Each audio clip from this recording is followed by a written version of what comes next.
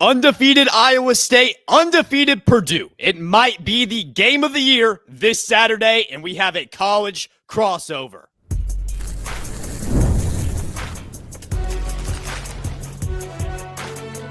You are Locked On College Crossover, part of the Locked On Podcast Network. Your team every day.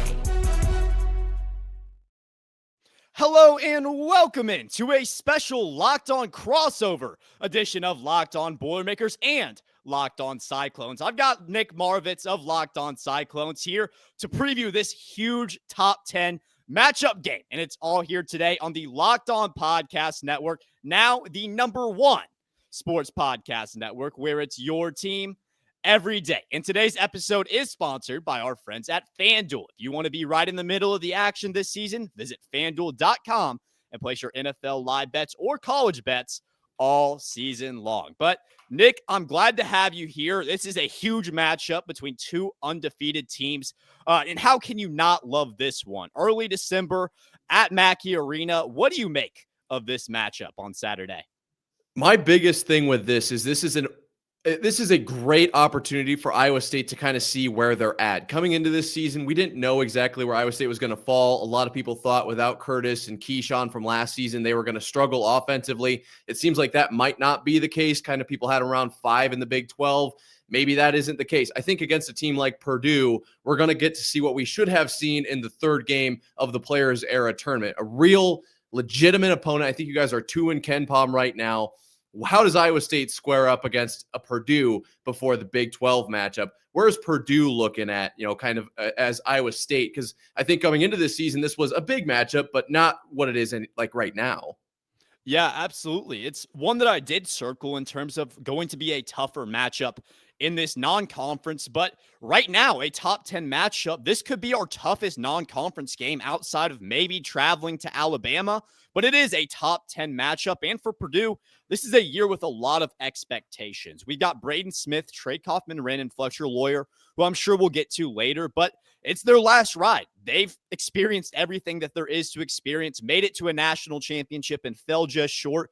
So the expectation for this Purdue team this year is kind of national championship or bust, and a huge test for Purdue at Mackey Arena. This is going to be Purdue's first top 10 matchup in Mackey this year, so it's going to be a fun one. We're excited to see what the Cyclones have to offer, but the Cyclones, they've been hot, and I talked to you about it before we got on the show, but you guys are coming off one of the top shooting performances of all time in your previous game. What was your reaction to that, and what do you think about this Iowa State team? How are they going to play Purdue going into Mackey Arena? Just to answer your first question, the win over Alcorn State, I don't know if I've seen a score like that. And my reaction was just genuinely, is that the right score? Is 132 a typo? You know how the score bug starts to get a little weird once it gets into triple digits. Iowa State scored another 32 points once they hit triple digits. I could not believe it. I don't think that's going to be the norm. Obviously, Milan Momcilovic started the game 8 of 8 from 3. Ridiculous. Nate Heisey went 3 of 3 from beyond the arc as well. Iowa State shot the lights out. That was super exciting. And just because we're kind of talking about it, I have this right here. Iowa State's offense in this so far this season has an offensive rating of 122.8. Purdue so far has an offensive rating of 129.5. So Iowa State has been off the chain. This is unprecedented level of Iowa State offense, just because we're kind of known more as a defensive program, and Purdue is exceeding that. So to answer your question of what are we going to see from Iowa State in this one, I expect slap the floor defense to maybe the full court press type of situation. I don't know if it'll come down to full court press. It's not really something we see a whole lot from Iowa State, but I expect extremely hard defense. And I think a lot of that is going to come from Killian Torre, the freshman who I'm sure has made his way into your feeds. The kid is unbelievable. You're going to see a lot of Joshua Jefferson as well, but I think it is going to be Killian Torre. The question for this one is, does Tamin Lipsey play? If Tamin Lipsey plays and Killian Torre are paired up as that kind of defensive guard combo, I like where Iowa State's at. Without Tamin Lipsey, I have a few more questions, but I still feel pretty good about the defensive intensity, and then we'll see how the offense comes along. When we talk about this Purdue team, what they kind of have to offer, it's not a team that's going to be incredibly fast, that's going to run you out of the gym with their pace. But what they do bring is a very efficient offense. They score more per possession than any team in the nation, one of the top teams when you look at the history of college basketball in terms of offensive efficiency. That's what this team is this year. And that's what they're going to want to do against Iowa State, is to be efficient with Braden Smith, with Trey Kaufman-Renn, and to flat out rebound people. Oscar Cluff, who is our center, he's averaging double-digit rebounds. Trey Kaufman-Renn is averaging double-digit rebounds. When those guys play together, we're able to rebound the ball at a very high level, and then that offense starts to flow. So for Purdue, you want to win this game with your offense, with your rebounding. Would you say for Iowa State, they're going to want to win this game through their defense, through that defensive identity that you guys have started to build over there? Yeah, I think it'll be the defensive identity and then kind of the rebounds, like the same thing you were saying, but offensively for Iowa State. You bring up Oscar Cluff. I'm sure we'll talk more about him in the second segment because he was we were trying to grab him out of the portal this last transfer portal's kind of cycle or whatever. But Blake Buchanan has really come into his own. He's the guy who kind of filled in that role, and I think he's taken on the role of a Cyclone really well, predominantly in the rebounding game. Some of the stuff doesn't really show up on the stat sheet. You know what I mean? Like, it's just effort. Blake Buchanan has that. And I think that Iowa State's going to be able to compete on the boards. Defensively, that's something you can control. Iowa State can't necessarily control to a certain extent if they're going to shoot over 70% from beyond the arc or almost 80% from the floor. Like, you want to shoot very well, but you can't necessarily control that. Defensive intensity, they can control. And if I've learned anything from Otzelberger, they're going to control what they can control and let the game play out as it does. So it's hard to look at areas where these teams are bad because both undefeated, Purdue #1 in the nation, Iowa State number 10. But I've talked about it this week. The only area that may concern me a little bit for Purdue is the turnover margin. They haven't necessarily been the best team at forcing turnovers defensively. We've done a decent job at not turning the ball over, but the margin has kind of been even. And I look at one of these games against an Iowa State or against a really good team where maybe you don't have that margin of error, and that turnover issue that may hurt Purdue. I'm not saying that it will or it won't, but that's something that I look at and I say that's the category where Purdue could get beat for an Iowa State team that they haven't been exploited so far this year. What is one area, even though it may be difficult to do so, that you look at and say, this is something to look at for Iowa State fans? If Iowa State loses this game, this is going to be the reason why. Yeah, immediately I go straight to rebounds just because I do think that that's going to be a key part of this one. In the turnover margin, I wonder if Iowa State will get the better of Purdue there. It seems like that's something that Iowa State's done a really good job of this season. Killian Torre comes back into the conversation. He's done a phenomenal job of poking the ball away and running down and dunking it right away. So we're getting points in transition there. We're turning the ball over live. It's not just out of bounds plays where now we have the ball. We're getting free points a lot this season. I think 27 turnovers against Mississippi State. So we've seen that so far this season. Back to Iowa State, I do think the rebounding thing is going to be probably the biggest area where Iowa State has struggled. But like you said, it's all kind of relative, right? Like, I don't think Iowa State has had a super weak spot this season. If I had to pick one, I'd probably go with, I'd say defensive rebounding, allowing teams to get too many second chance, third chance, fourth chance points. But I imagine Otzelberger is going to make that a very potent area of conversation this week. And if it's going to be one thing, it's that. But I'm not predicting that. Let's put it that way. This term gets thrown around all the time, but I really do feel like we're looking at a potential game of the year here if it does live up to expectations. I'm sure that Mackey will be intense, and we're going to talk about all the players in this matchup here next.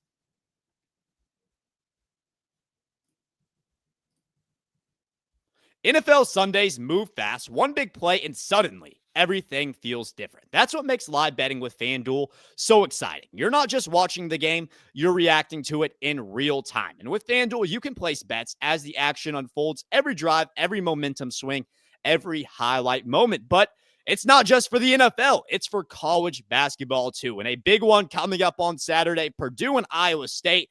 That line just dropped, and Purdue is a 4.5-point favorite. Whether you're a Cyclone fan, whether you're a Boilermaker fan, make sure you put in your bets before that game, or if you want to, hop in live on the action. So if you want to be right in the middle of the action this season, visit FanDuel.com and place your NFL live bets or college bets all season long. FanDuel, The game moves fast, and so can you. So when we're breaking down Iowa State versus Purdue, it's really easy to kind of look at program versus program, but we all know that this is going to play out with the players on the court here in this Locked On Purdue, what is it, Locked On Boilermakers, excuse me, Locked On Cyclones hey, we're good. crossover here on the Locked On Podcast Network, now the #1 sports podcast network. Talk to me a little bit about this, Nick. What is making Purdue so effective offensively? On KenPom, #1 in all of college basketball with a 129.4 offensive rating. Ridiculous. I mean, you talked about it already, more points per possession than anybody. Who is making this happen? Is there one catalyst, or is it a whole team effort? Is it like 2011 or whatever Spurs, or is this closer to modern NBA ball? What does it look like on the Boilermaker side? Honestly, kind of love that Spurs comparison, and let me tell you why. So I brought it up a little bit in the previous segment about those seniors, that being Braden Smith, Fletcher, Loyer, and Trey Kaufman-Renn. And those are going to be the guys that you look at. There are going to be a ton of supporting casts for this Purdue team this year. You got CJ Cox, Oscar Cluff, Jakari Harris, Meyer, who is a freshman, a ton of talent on this Purdue team. But ultimately, when you look at this team in March, when you have to look at the story behind the 2025-2026 Boilermakers, it's going to come down to those seniors. Braden Smith, he's on pace to break the all-time assist record that's stood there for 30 years by Danny Hurley. Right now, I believe he's averaging just over 8 assists a game. 8.9 assists a game right now for Braden Smith. And right now, his efficiency hasn't totally been there, so that could be something to look at. Braden Smith, he's a great scorer when he's on, but a different evolution of him this year. We're really focusing on getting his teammates involved, really focused in on racking up those assists. In terms of our leading scorer, Fletcher Loyer and Trey Kaufman-Renn, those two guys right neck and neck. Fletcher Loyer right now at 15.6.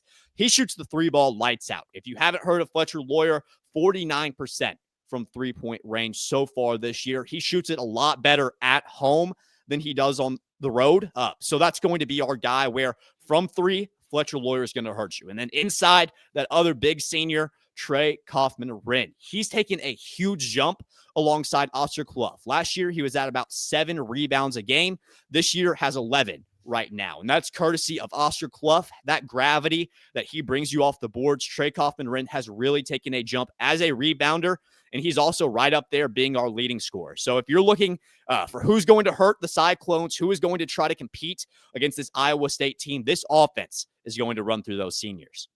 Interesting. Okay, for Iowa State, it's kind of the same in some aspects. I think seniors are very important to Iowa State's roster. There are 5 returners, essentially, really 4 that play a lot of minutes. Cade Kelderman on scholarship doesn't play a whole lot, but you're looking at, Milan, Momcilovic, Taman Lipsey, Joshua Jefferson, Nate Heisey are the kind of the 4 that play a lot of minutes. And when you bring up those names, 3 of them are averaging 18 points per game for Iowa State. Taman Lipsey, Joshua Jefferson, both at 18.4. Obviously, we mentioned we don't really know what the injury status of Taman Lipsey is right now. It's day-to-day. And then Milan Momcilovic, who went off last night or 2 nights ago or whatever it was against Alcorn State at 18.1. So those are kind of your predominant scorers, but also don't sleep on guys like Killian, Torre, or even Jamari Bateman, who had kind of his coming out party. Iowa State is very well-rounded, and I said this a lot last year, and I think it even reigns true for this season. This team is so talented across the board that you never know who it's going to be, but a lot of times it's generally 1 or 2 guys, and the rest of the crew feeds them, supports them. Once Iowa State figures out who's got the hot hand, they're allowed to play to that player. Everyone is ridiculous assist numbers, in my opinion. Obviously, their averages aren't crazy because it's not always the same guy dishing it out.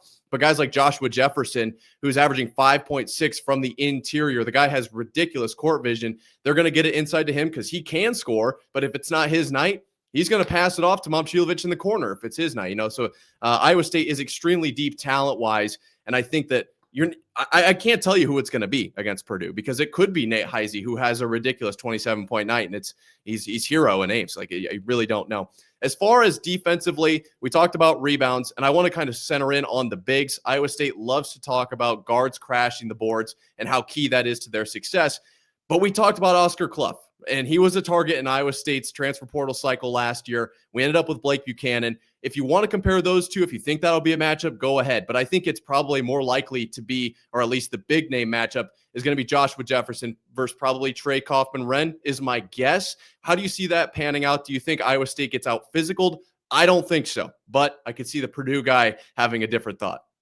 I mean, I don't know a team in the nation that Purdue can't out physical. And I'm not trying to disrespect Iowa State, what they can do, but I'm just so confident in this front court with Oscar Cluff and Trey Kaufman-Renn. I don't know if there's a better front court in the nation in terms of what they can do together when they're on. We have seen at times this year, mainly earlier in the season, they've been really hot as of late, but where that front court is a little bit clunky. However, what Purdue offers that not a whole lot of other teams can do is that past Trey Kaufman-Renn, past Oscar Cluff, when you have 22 plus rebounds combined between those two guys, you have a 7'4" center off the bench that can rotate in with Oscar Cluff. His name's Daniel Jacobson, redshirt freshman this year, but a really high prospect. Last year broke his leg to start out the season, but he's made 19 field goals in a row, the longest streak in Purdue history, stretching back to Rutgers in Eastern Illinois, who we've played. So he's hot. He can block the ball, 2.5 blocks per game. So that's where Purdue's going to get you. Yes, you look at Oscar Cluff, you look at Trey Kaufman-Renn, and they've been great for us. But the opportunity to rotate out Oscar Cluff and Daniel Jacobson, an elite shot blocker, and Cluff, an elite rebounder. That's what Purdue didn't have last year that they do have this year, and that's why people are so high on this Boilermaker team. I know centers, it's going to be a huge matchup in that front court, but I did have a question for you in terms of that bench unit. Purdue, they take a lot of pride in their depth this year, especially with guys like Daniel Jacobson. But what is that Iowa State bench going to look like? How many minutes is your starting lineup going to get? And is your team comfortable with having that bench out and playing extended minutes if necessary?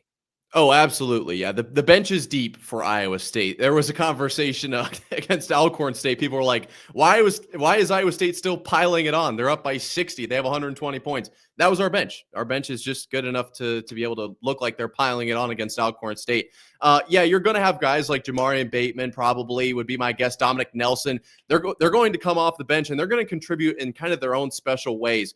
The way I see Dominic Nelson, he's a very downhill, will get to the foul line type of player, and he brings that intensity, even if he's not scoring the buckets, because I don't know what he is from the free throw line. I've got it right here, about 60%, yeah, right exactly where I thought he'd be, 60% from the line. So he's not shooting the percentage you would think a guy whose like main job is to get to the line would be, but it's the intensity factor, and that's what I really like about this Iowa State team. And I was going to bring this up with the centers too, like Blake Buchanan comes in from Virginia.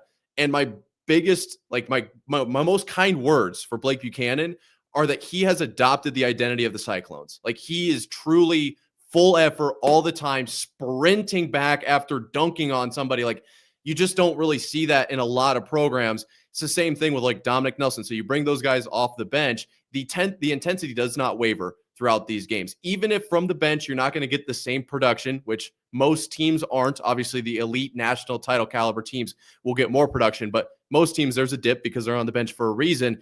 Iowa State doesn't lose the intensity there. That is what I am most excited about from this team. As far as X factors, I have one, and he's a starter. It's Killian Torre. He's a freshman.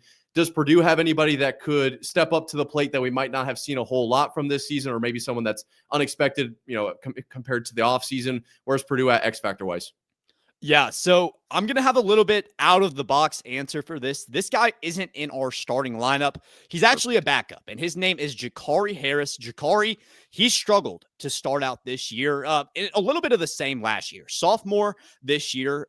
He has some size. He can be a wing, also can be kind of that two guard for you if that's what you need from him. But last year struggled shooting the ball. And then as the year went on, he got comfortable within that lineup, continued to improve. When he's good, Purdue is a lot better for it because he brings you physicality. He can shoot the three ball. He can get to the hoop. He can do about everything for you. But to start out this season, during the exhibitions, he was amazing against Kentucky, against UND, had 20 points, was shooting the three ball really well. But to start out this year, he's shooting about 20%, about like 4 points a game. But against Eastern Illinois and Rutgers, our previous two games, he's had double figures in both of those games. So I think that Jakari Harris is getting a little bit more confident. I think that he's growing more comfortable on this year's team. And I wouldn't be surprised if we look to him coming off that bench and maybe he makes a few shots, makes his name known.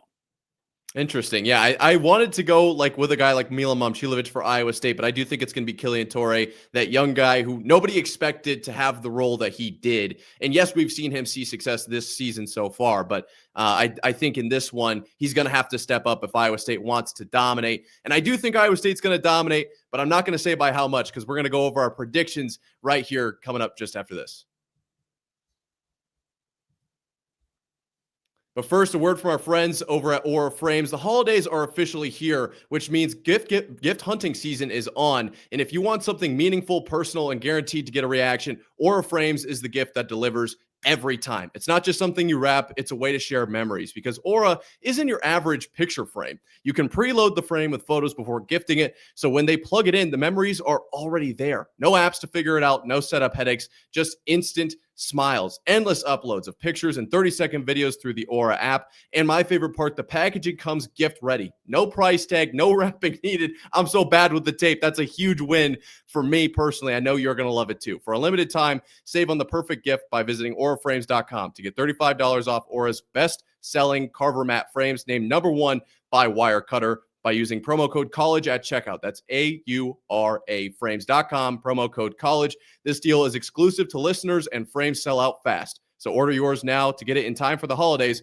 Support the show by mentioning us at checkout. Terms and conditions apply. All right, Nick, final segment of this Locked On crossover. I know we're going to get to those predictions, but I want to go ahead and talk about our kind of final thoughts surrounding this matchup going into this huge Saturday top 10 matchup at Mackey Arena. So we talked about matchups in this last one. We talked about X Factor. Is there a certain spot? And I know personally for me, it's that Joshua Jefferson, Trey Kaufman-Renn matchup. Is there something that you look at between two guys and say, this is going to define this game? Honestly, I don't know if it's between two guys as much as it's how does Milan Momcilovic perform in this one for Iowa State? I'm just going to be honest. Like Milan was told this offseason to shoot more and to shoot at a rate where you're going to make more just because you're shooting more, as opposed to Milan's always kind of been a guy shoot 6-ish times, make 4 or so of them at a high percentage. That's kind of been his thing. I want to know, does Milan stick to the shooting 10, 11, 12 threes in this game, or does he kind of shy away if he's not hot early? I'm not saying that's going to win or lose the matchup for Iowa State, but I do think it'll set the tone to some degree. The one thing that is kind of in Iowa State's favor, even if that doesn't go their way, just a few nights ago against Alcorn State, started the game down 7-2. Then they proceeded to go on like 160-30 run or whatever it was. It was ridiculous. So they don't have to start hot to win this game, but I want to see Milan shooting it consistently to show that Iowa State is loose. I don't want them to end up tight with the ball. Do you think Purdue could tighten up in this game? Obviously against a very tough opponent. I've seen some of Purdue's matchups, played teams like Alabama. So it's not like they're not used to the spotlight, but this is definitely a big matchup. Yeah, so you bring up Alabama. That's kind of the matchup that I look at in terms of trying to put my thought process on this game. And the reason I say that, it's kind of unique, but what Purdue has wanted to do defensively to stop teams. We don't have the best defense in the nation, but we have an amazing offense and we can rebound the ball. But what we've done so far against top 15 teams in Texas Tech and against Alabama on the road is we've limited their number one player and made them go somewhere else. So against Alabama, LeBaron Philon, that was LeBaron Philon's worst game of the season. We also held JT Toppin to like 13 or 14 points, which is good for what JT Toppin traditionally does. Now, the concern I have against Iowa State, and the reason why I do actually think this is a tough matchup for Purdue, even at home, is because you brought it up. Iowa State has so many different guys that you can play through. Say we want to limit Joshua Jefferson. Well, there's 4 more guys that can hurt you on the court at any given time for Iowa State. So that is the reason why I feel that this is such a tough matchup. In terms of Purdue tightening up, I honestly think that they'll be ready. That's more of a thing that we've seen when Purdue has played bad teams where they'll go into it sleepwalking, turn the ball over, get into foul trouble. Against Alabama, against Texas Tech, They played lights out basketball, 2 halves of lights out basketball against Texas Tech, won that game by 30 in the championship of Baja Mar. So I think that this Purdue team is going to be motivated. I think that they're going to be ready to play. And I think that this is going to be a really good matchup. Do you think that Iowa State, I'm sure they are, but do you think they're going to carry that same intensity into Mackey Arena to play the #1 team in the nation?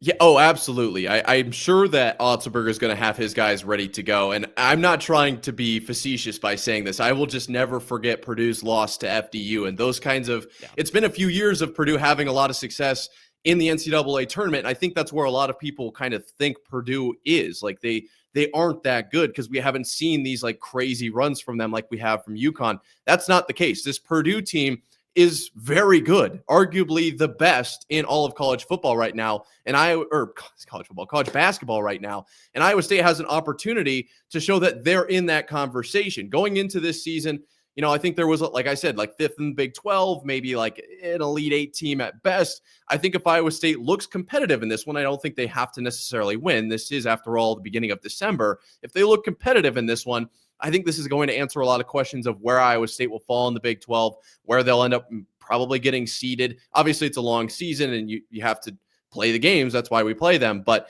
this is a really good measuring stick for Iowa State, and it's a great game to get them ready for the Cyhawk game, which I know you're probably not too concerned about. You're trying to tackle this one. I'm sure the guys are one game at a time as well. But this is a wonderful opportunity for Iowa State to step up to the plate and to take on someone other than Alcorn State. Yeah, we'll get to our predictions, but one more question for you. Kind of tell me about where Iowa State goes from here. Obviously, one game at a time. We'll talk our predictions, but outside of this game, win or loss, what is Iowa State what's their trajectory the rest of 2025 going into 2026? Are you asking me, the guy who has all of this stuff on the back of my wall, or me, the analyst? Very different answers.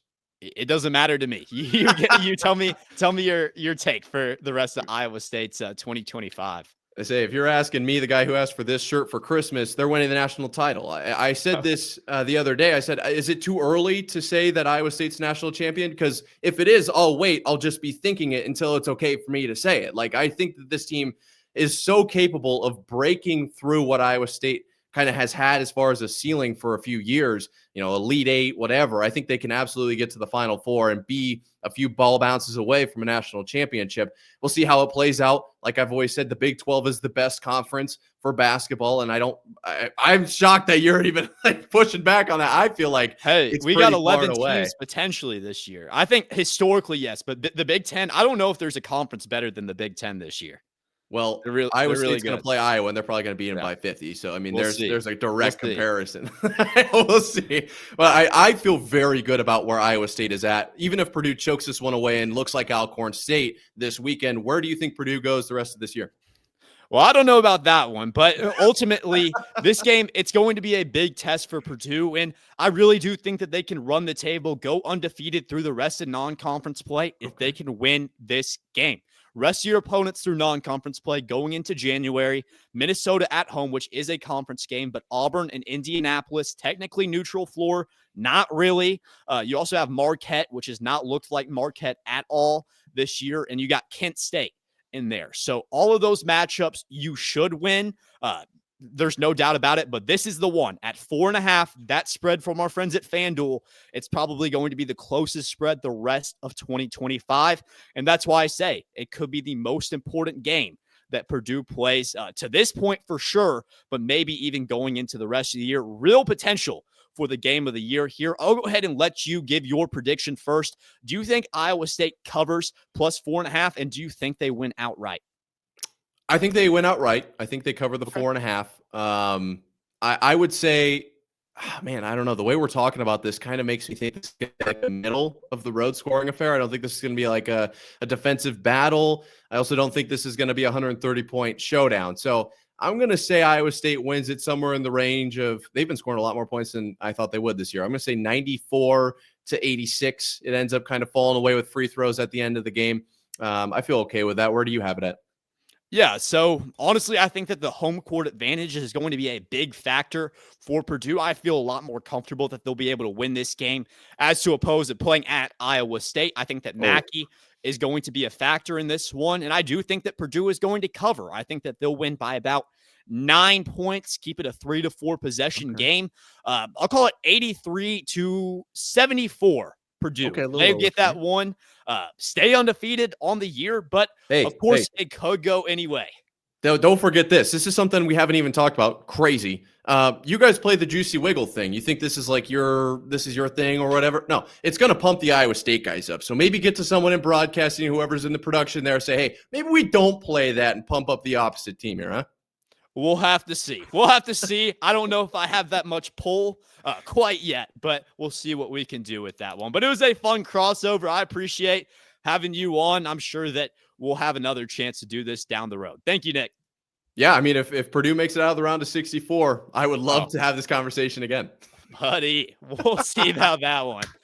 Thank you, Nick. If you guys are new to Locked On Boilermakers or haven't seen Locked On Cyclones yet, make sure to subscribe to me. Make sure to subscribe to him. We're pushing out great daily content on the Locked On Podcast Network, whatever your team is, on that #1 sports podcast network. Thank you, guys. Have a good one, and we'll talk more Saturday.